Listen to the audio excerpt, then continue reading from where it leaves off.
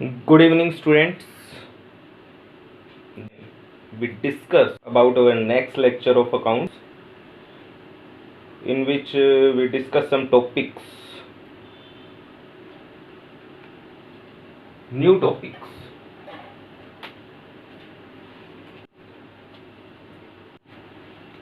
Which is related to the goods.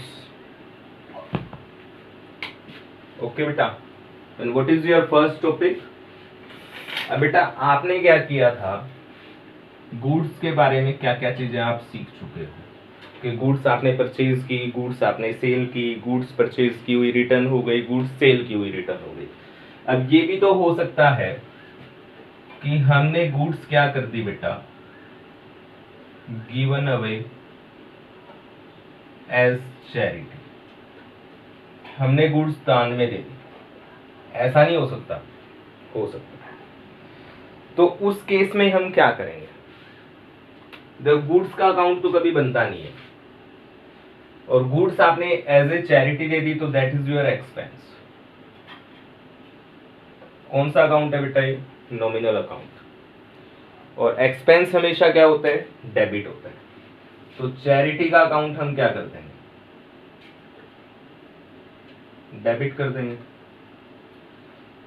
तो क्या आपने गुड्स सेल की? नहीं, आपने तो गुड्स की चैरिटी की. तो उससे रिजल्ट क्या आया बेटा? आपके पास जो गुड्स का स्टॉक था वो कम हो गया, मतलब आपकी परचेज कम हो जाएगी. तो to purchase account for goods given away as charity. That's all. अब मान लो कि गुड्स जो है वो ओनर ले गया, गुड्स ड्रॉन बाय ओनर. तो क्या करेंगे? तो अगर ओनर बिजनेस से कुछ लेके जाएगा तो उसको क्या बोलते हैं? ड्रॉइंग. तो ड्रॉइंग अकाउंट डेबिट हो जाएगा, और टू परचेज अकाउंट नरेशन क्या बन जाएगी? Goods drawn by owner.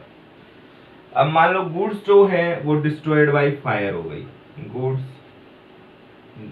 Destroyed by fire. तो that is your loss, and loss always debit. क्या लॉस हुआ बेटा? लॉस बाय फायर हुआ. तो loss by fire account debit हो जाएगा, और गुड्स कम हो गई, अकाउंट उसका बनता नहीं है, तो टू क्या कर देंगे? अपनी परचेज को कम कर देंगे, टू परचेज अकाउंट. ओके. अब इस टॉपिक को, जो डिस्ट्रॉयड बाय फायर वाला टॉपिक है, इसको हम थोड़ा सा ढंग से समझते हैं. फर्स्ट टॉपिक क्या था कि goods given away as charity. तो हमने क्या किया? Charity is our expense, expense always debit, and to purchase, क्योंकि उससे गुड्स हमारी कम हो गई. सेल नहीं आएगा बेटा, क्योंकि गुड्स हमने सेल नहीं की. ड्रॉन बाय ओनर, ओनर ले गया तो ओनर कुछ लेके जाता है तो drawing, drawing to purchase. Fire से लॉस्ट हो गई या चोरी हो गई तो लॉस बाय फायर या लॉस बाय थेफ्ट डेबिट हो जाएगा टू परचेज अकाउंट. ओके. अब इस टॉपिक को हम ढंग से समझते हैं, लॉस बाय फायर वाले को कंप्लीटली. हमने यहां पे लिखा कि गुड्स लॉस्ट बाय फायर, मान लो 20,000 का है, तो आपने इसकी एंट्री बना दी loss by fire account debit to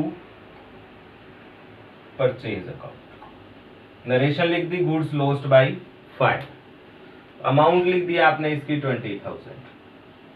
अब इसमें से हुआ क्या? आपने इंश्योरेंस करवा रखा था, और इंश्योरेंस कंपनी बोलती है कि हम आपको 15,000 अमाउंट पे कर देंगे. दी नहीं है, देगी. ठीक है. इसमें से आपका इंश्योरेंस क्लेम जो बनता है वो 15,000 का बनता है. तो उसका रिजल्ट क्या आएगा बेटा? लॉस 20 का हुआ था, 15,000 इंश्योरेंस कंपनी पे कर रही है, तो लॉस कितने का हुआ? लॉस तो 5,000 का ही हुआ.